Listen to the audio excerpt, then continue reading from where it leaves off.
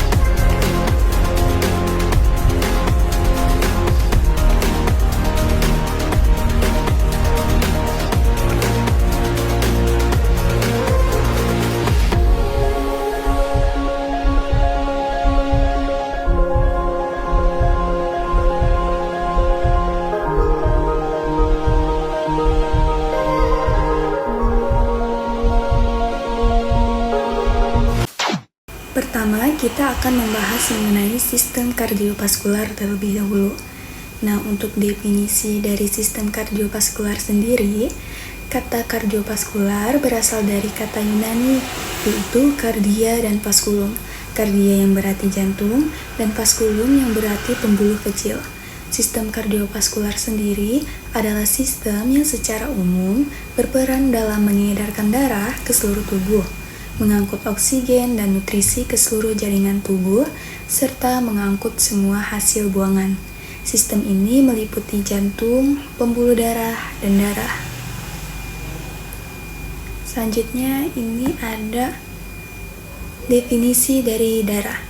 Darah adalah cairan yang terdapat dalam tubuh yang berfungsi mengangkut zat-zat dan oksigen yang dibutuhkan oleh jaringan tubuh, mengangkut bahan-bahan kimia hasil metabolisme, dan juga sebagai pertahanan tubuh terhadap virus atau bakteri. Untuk fungsi darah sendiri, fungsi utamanya adalah untuk mengangkut oksigen yang diperlukan oleh sel-sel di seluruh tubuh. Darah juga menyuplai jaringan tubuh dengan nutrisi, mengangkut zat-zat sisa metabolisme, dan mengandung berbagai bahan penyusun sistem imun yang bertujuan mempertahankan tubuh dari berbagai penyakit. Hormon-hormon dari sistem endokrin juga diedarkan melalui darah. Nah, adapun penggolongan dari sel darah itu sendiri, yaitu yang pertama ada eritrosit, atau yang sering kita dengar dengan istilah sel darah merah. Definisi dari eritrosit itu sendiri adalah eritrosit merupakan bagian utama dari darah. Jumlahnya pada pria dewasa sekitar 5 juta per cc dan pada wanita dewasa sekitar 4,5 juta per cc. Bentuknya bikonkav serta berwarna merah disebabkan oleh hemoglobin atau mengandung protein, zat besi, dan globin.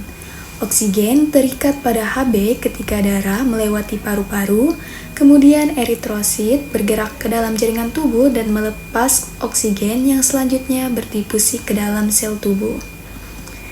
Terus yang kedua ada keping darah atau trombosit.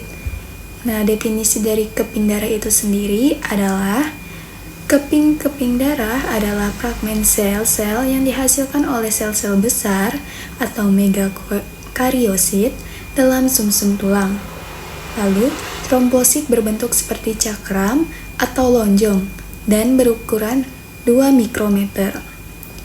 Keping-keping darah mempunyai umur hanya 8-10 hari. Secara normalnya, dalam setiap milimeter kubik darah terdapat 150.000 sampai 400.000 keping-keping darah. Trombosit memiliki peranan dalam pembukuan darah. Nah, di sini terdapat sebuah skema Di skema ini dijelaskan, jika jaringan tubuh terluka, trombosit pada permukaannya luka akan pecah dan mengeluarkan enzim trombokinase. Enzim trombokinase akan mengubah protrombin menjadi trombin dengan bantuan ion kalsium atau Ca. Lalu, protrombin merupakan senyawa yang dibentuk di hati dengan bantuan vitamin K. Selanjutnya, trombin akan mengubah fibrinogen, lalu menjadi benang fibrin dan menjadi bekuan darah. Yang ketiga ada leukosit, atau yang sering disebut dengan sel darah putih. Nah, sel darah putih itu sendiri adalah sel yang membentuk komponen darah. Sel darah putih itu berfungsi untuk membantu tubuh melawan berbagai penyakit infeksi sebagai bagian dari sistem kekebalan tubuh. Sel darah putih tidak berwarna, memiliki inti, dapat bergerak secara amoeboid, dan dapat menembus dinding kapiler atau diapedesis. Dalam keadaan normalnya terkandung 4 kali 109 hingga 11 kali 109 sel darah putih di dalam seliter darah manusia dewasa yang sehat.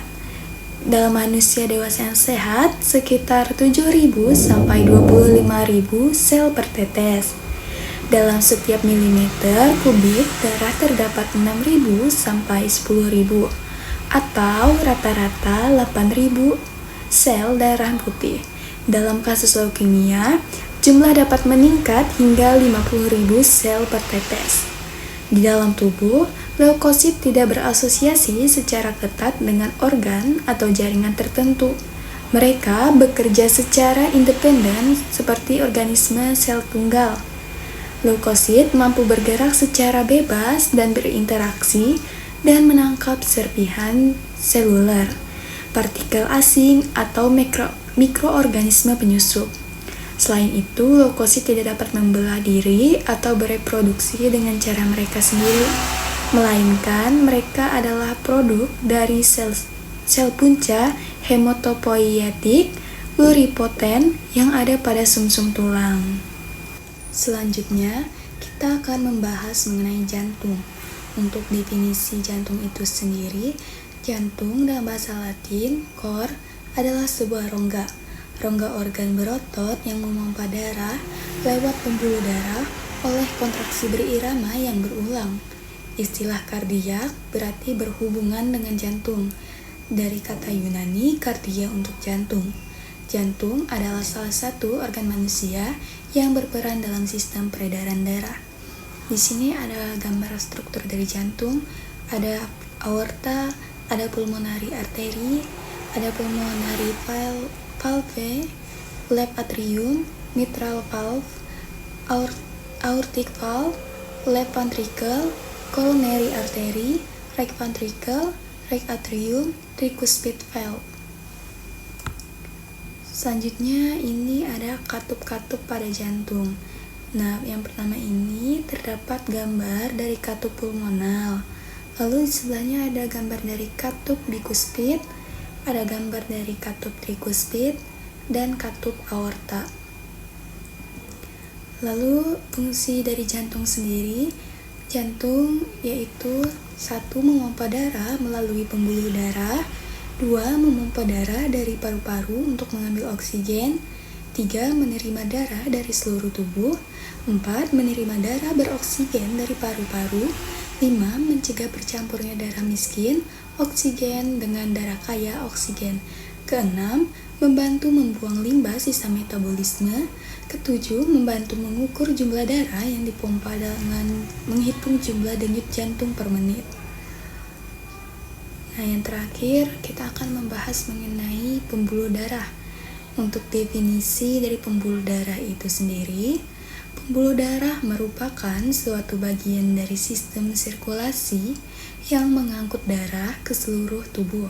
Terdapat 3 jenis pembuluh darah, yaitu arteri yang berperan untuk membawa darah dari jantung, kapiler yang berperan sebagai tempat pertukaran sebenarnya air dan bahan kimia antara darah dan jaringan, dan vena yang mengangkut darah dari kapiler kembali ke jantung. Pembuluh darah terbesar ialah aorta. Selanjutnya ada fungsi pembuluh darah. Tapi sebelum kita membahas mengenai fungsi dari pembuluh darah, ada pula komponen utama dari pembuluh darah itu sendiri, yaitu ada arteri, ada arteriol, ada kapiler, ada venula, dan ada vena. Mereka memiliki beragam fungsi dalam menjaga tubuh tetap hidup dan sehat. Nah, untuk fungsi dari pembuluh darah itu sendiri, yaitu untuk membawa darah dari jantung, mengangkut darah beroksigen ke seluruh tubuh, mengangkut darah dari arteri ke kapiler, menguras darah dari kapiler ke dalam vena, kemudian bertukar oksigen, karbon dioksida, air, dan garam antara tubuh dan jaringan sekitarnya. Lalu, arteriol juga regulator utama tekanan dan aliran darah. Kapiler juga mendukung dalam penyediaan jaringan tubuh dengan komponen yang diperlukan darah. Lalu ada pula struktur dari pembuluh darah itu sendiri, yaitu 1. Tunika intima, yang kedua tunika media, yang ketiga tunika adventitia, yang keempat anastomosis arteriovenosa, yang kelima pasa passorum. Untuk jenis-jenis pembuluh darah itu ada 3. Yang pertama, arteri atau yang sering kita sebut dengan istilah pembuluh nadi. Nah, untuk definisi dari pembuluh nadi itu sendiri, pembuluh nadi atau pembuluh arteri merupakan pembuluh darah yang mengalirkan darah dari dalam jantung ke seluruh tubuh. Pembuluh ini mengalirkan atau mengeluarkan darah dari jantung. Lalu yang kedua ada vena atau pembuluh balik. Nah, definisinya yaitu vena merupakan pembuluh yang membawa darah ke jantung. Nah, vena bercabang-cabang yang membentuk venula yang berdiameter kurang lebih 0,2 mm. Venula ini membentuk cabang-cabang yang lebih kecil yang disebut kapiler. Yang ketiga ada kapiler. Kapiler termasuk pembuluh darah yang memiliki ukuran kecil sebagai perpanjangan arteri dan vena. Kapiler akan saling berkaitan dan membentuk percabangan yang rumit. Selanjutnya ada pun mekanisme peredaran darah. Di sini ada gambar dari sirkulasi sistematik. Nah, peredaran darah sistematik itu sendiri atau yang sering kita sebut dengan peredaran darah besar. Peredaran darah ini dimulai ketika darah yang mengandung oksigen dipompa dari balik kiri jantung menuju ke seluruh tubuh dan akhirnya kembali lagi ke serambi kanan jantung. Atau secara sederhananya, peredaran darah sistematik bisa digambarkan dengan aliran darah dari jantung lalu ke seluruh tubuh dan kembali lagi ke jantung, seperti itu. Ini nomor 2 yaitu ada peredaran darah pulmonal. Nah, peredaran darah pulmonal ini atau yang sering disebut dengan peredaran darah kecil. Peredaran darah ini dimulai saat darah yang mengandung CO2 atau karbon dioksida dipompa dari bilik kanan jantung menuju ke paru-paru. Dalam paru-paru terjadi pertukaran gas yang pada akhirnya mengubah karbon dioksida itu menjadi oksigen saat keluar dari paru-paru dan kembali lagi ke jantung atau serambi kiri. Nah, secara sederhananya, peredaran darah pulmonal atau peredaran darah kecil ini yaitu bisa kita gambarkan sebagai peredaran darah dari jantung lalu ke paru-paru dan kembali lagi ke jantung. Untuk pembahasan tentang sistem kardiovaskular sudah selesai. Selanjutnya kita akan membahas mengenai sistem respirasi.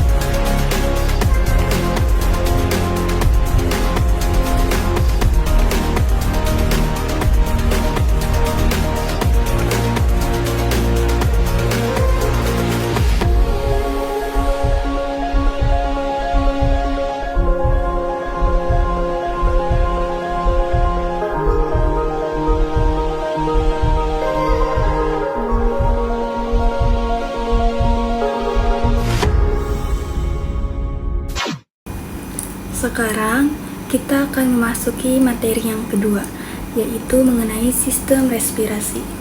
Untuk definisi dari sistem respirasi itu sendiri, sistem respirasi adalah sistem organ yang digunakan untuk pertukaran gas. Ada pula alat pernapasan manusia, yaitu ada hidung atau cavum nasalis, ada tekak atau faring, tenggorokan atau trakea, cabang tenggorokan atau bronkus, bronkiolus, alveolus, dan paru-paru. Kita akan membahas mengenai cavum nasal terlebih dahulu. Untuk fungsi dari cavum nasal itu sendiri, yaitu sebagai alat untuk menghirup udara, penyaring udara yang akan masuk ke paru-paru, dan sebagai indera penciuman. Untuk morfologinya, yaitu lubang hidung berhubungan dengan rongga hidung. Nah, rongga hidung ada rambut hidung dan selaput lendir. Fungsinya untuk menahan berbagai kotoran yang masuk dalam hidung. Di sini ada gambar mengenai cavum nasal, mulai dari adanya jembatan hidung, punggung hidung, ujung hidung, rongga hidung, sayap, lubang hidung, lekuk bibir atas. Terus di bawah ini terdapat saraf olfaktori dan sel-sel olfaktori. Lalu rongga hidung. Nah, bagian yang terdapat di rongga hidung itu sendiri yaitu ada rambut yang fungsinya untuk menyaring udara. Lalu ada sel goblet berfungsi untuk penghasil lendir atau mucus untuk melembabkan udara. Yang ketiga ada sel olfaktori, yaitu sebagai pembau sinus. Nah, sinus ini berada pada bagian rongga samping dan atas dari hidung. Ada tulang rawan yang lentur. Terus ada pemisah atau septum, pemisah menjadi dua rongga hidung. Ini ada gambar mulai dari masuknya bau, lalu disaring melalui rambut hidung. Lalu ada saraf olfaktorius dan ruga inside the nose. Selanjutnya ada faring. Definisinya yaitu faring adalah tenggorok atau kerongkongan yang merupakan bagian dari sistem pencernaan dan pernapasan. Hubungan faring dengan rongga hidung adalah untuk memproduksi suara, serta memungkinkan manusia untuk bernapas menggunakan mulut, atau jika diperlukan secara medis, memasukkan makanan melalui hidung. Nah, ini ada bagian-bagian dari faring, yaitu mulai dari adanya nasal cavity, ada nasofaring, orofaring, dan rhinigofaring. Lalu ini ada laring atau kotak suara, merupakan organ pada leher mamalia yang melindungi trakea dan terlibat dalam produksi suara. Laring adalah saluran pernapasan yang membawa udara menuju ke trakea. Fungsi utama laring adalah melindungi seluruh pernapasan di bawahnya dengan cara menutup secara cepat pada stimulasi mekanik, sehingga mencegah masuknya benda asing ke dalam saluran napas. Pada laring juga terdapat tonjolan yang menjadi ciri khas seksual sekunder pada pria, atau lebih dikenal sebagai jakun. Lalu ini ada gambar yang dimulai dari saluran pernapasan, ada laring, ada trakea, ada percabangan alveoli, bronkus, ada bronkiolus. Lalu ini bronkus dan alveolus. Bronkus dan alveolus sendiri merupakan percabangan trakea yang menuju paru-paru kanan dan kiri. Bronkus kanan lebih vertikal daripada kiri. Karena strukturnya ini, sehingga bronkus kanan akan mudah kemasukan benda asing. Itulah sebabnya paru-paru kanan. Lalu ada fungsi alveoli. Nah, fungsinya sendiri yaitu untuk menyimpan udara untuk sementara waktu, untuk memungkinkan penyerapan oksigen ke dalam darah. Ini ada gambar dari windpipe, bronki, lungs. Lalu ada gambar pulmonary artery, pulmonary vein, bronchioli, capillaris alveoli, alveolus, ada O2 dan CO2. Di O2 itu ada red blood cells dan di CO2 terdapat capillary. Nah, selanjutnya ini paru-paru. Definisinya itu selaput paru-paru atau pleura, dan di sela-sela selaput terdapat cairan limpa yang fungsinya sendiri untuk melindungi paru-paru dari gesekan pada waktu mengembang dan mengempis. Paru-paru kiri sedikit lebih kecil daripada paru-paru kanan. Lalu paru-paru kiri dibagi menjadi dua lobus oleh pisura obliquus. Nah, ini ada gambar dari paru-paru, yaitu ada bagian dari trakea, tenggorokan, lalu ada bronkus, ini ada bronkus juga, lalu ada bronchiolus, ada alveolus, ada diafragma. Nah, lalu kita akan masuk mengenai pernapasan dada. Pernapasan dada sendiri terbagi menjadi dua fase, yaitu fase inspirasi dan fase ekspirasi. Untuk fase inspirasinya yaitu otot antar tulang rusuk berkontraksi sehingga ronda dada terangkat atau membesar. Nah, akibatnya sendiri tekanan dalam rongga dada menjadi lebih kecil daripada tekanan di luar, sehingga udara luar yang kaya oksigen masuk. Untuk fase ekspirasinya sendiri yaitu otot antar tulang rusuk kembali ke posisinya semula dan diikuti oleh turunnya tulang rusuk sehingga rongga dada menjadi kecil. Sebagai akibatnya, tekanan di dalam rongga dada menjadi lebih besar daripada tekanan luar, sehingga udara dalam rongga dada yang kaya karbon dioksida pun keluar. Nah, ini ada gambar dari proses menghirup dan menghembuskan oksigen. Itu yang menghirup ini ada paru-paru, terus ada rusuk pertama, ini ada punggung, ada dada. Lalu lanjut ke pernapasan perut. Nah, pernapasan perut sama seperti pernapasan dada terbagi menjadi dua fase, yaitu fase inspirasi dan fase ekspirasi. Untuk fase inspirasi sendiri, pada fase ini otot diafragma berkontraksi sehingga diafragma mendatar. Akibatnya itu rongga dada membesar dan tekanan menjadi kecil sehingga udara luar masuk. Nah, lalu pada fase ekspirasinya, fase ekspirasi kan merupakan fase berelaksasinya otot diafragma atau kembali ke posisi semula dan mengembang, sehingga rongga dadanya mengecil dan tekanannya menjadi besar. Akibatnya udara keluar dari paru-paru. Ini juga ada gambar dari proses menghirup dan mengeluarkan oksigen. Lalu selanjutnya ada proses pertukaran gas. Nah, pada keadaan istirahat, udara yang dimasukkan yaitu sebanyak 500 cc, 350 sampai alveolus, 150 di trakea.